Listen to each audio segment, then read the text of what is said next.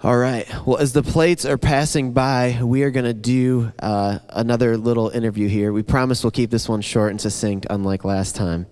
So I think I promised, yeah. I'll do my best. Yeah. Well, last time I think it ended up being like pretty much just you and I here doing all the teardown because it was already like 5 o'clock at night. So this time we're going to try and keep it nice and short and succinct. So what we're actually be talking about here is we're going to be talking about ONElife Groups. We've got some changes coming for what it's going to look like in the new year. And so Eric, if you could just walk us through what kind of changes are coming, what we can be looking forward to. Yeah, so our ONElife Groups, we got people visiting here today, it's our vehicle of discipleship here at the church.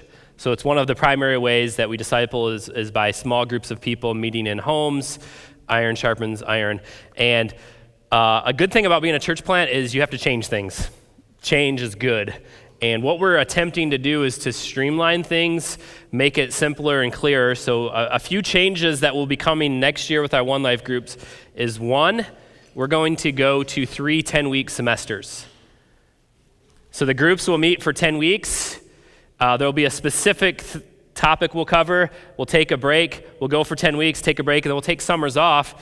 So in the summers, we can do like men's retreats, women's retreats, some more leadership training. So that's change number one. Number two, we're going to change the curriculum that we use. We're going to use a catechism, and we'll explain that in a second. Everyone's thinking I'm Catholic now, so I'll explain what that means. But that's the content that we're going to use, is we'll be using a catechism. Number three, we want to have more groups with other leaders, and these leaders will be facilitators.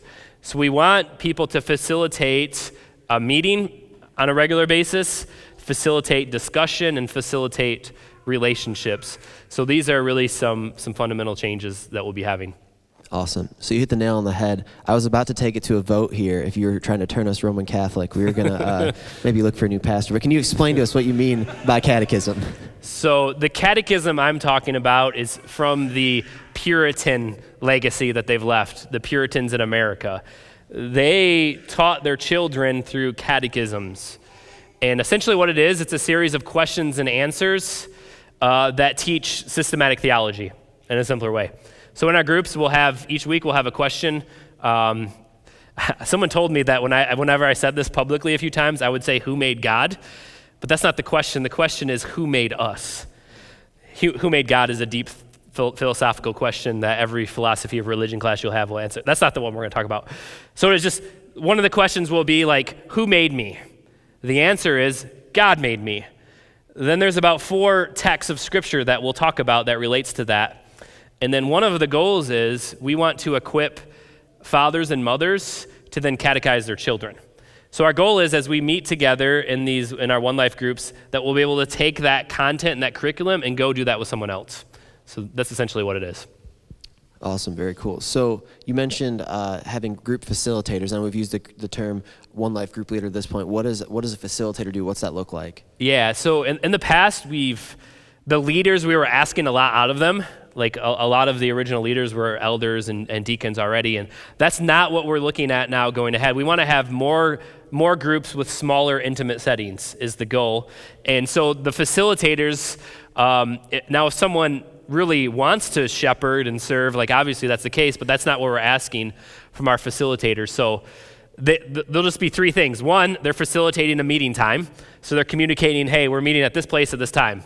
2, facilitating discussion around the curriculum when we're meeting. And then 3, facilitating relationship time. So that's really what we'll be asking for. And if anyone here is interested in being a facilitator, well, 1, we would just expect someone's a partner of the church. And if that's not the case, definitely enter into partnership with us here. But if that's you and you want to be that, we're going to have a training on November 19th at 6 p.m. at our house. So we're just going to go through, it'll be about a 2-hour training and just kind of talk through some things. And then starting next year, our goal is to roll this out with the vision of, we want every single partner of the church to go through the study together. And if what we're making available with our times and our groups does not work for you, then we want you to talk to us elders and we're going to make a time work. Because think of how cool it is that we'll have every single partner studying the same exact thing together, so we can come to church on Sunday and say, hey, what did you think about the Catechism? Or we can quiz each other. We can, we'll be literally talking about the same content. I just think that that's really, really exciting. And so look for that starting next year. That's what we'll be doing, and we'll be rolling that out. We kept that brief. It was good. Yeah. We knocked it out. Yeah. So if you are interested in being a ONElife Group facilitator, feel free to obviously talk to me or Nick or Eric after service, and we'll just follow up with the information again, just in case you missed the date of when that's going to be. Yeah. So anybody who's a church partner is more than welcome to reach out to us about being a facilitator of those groups.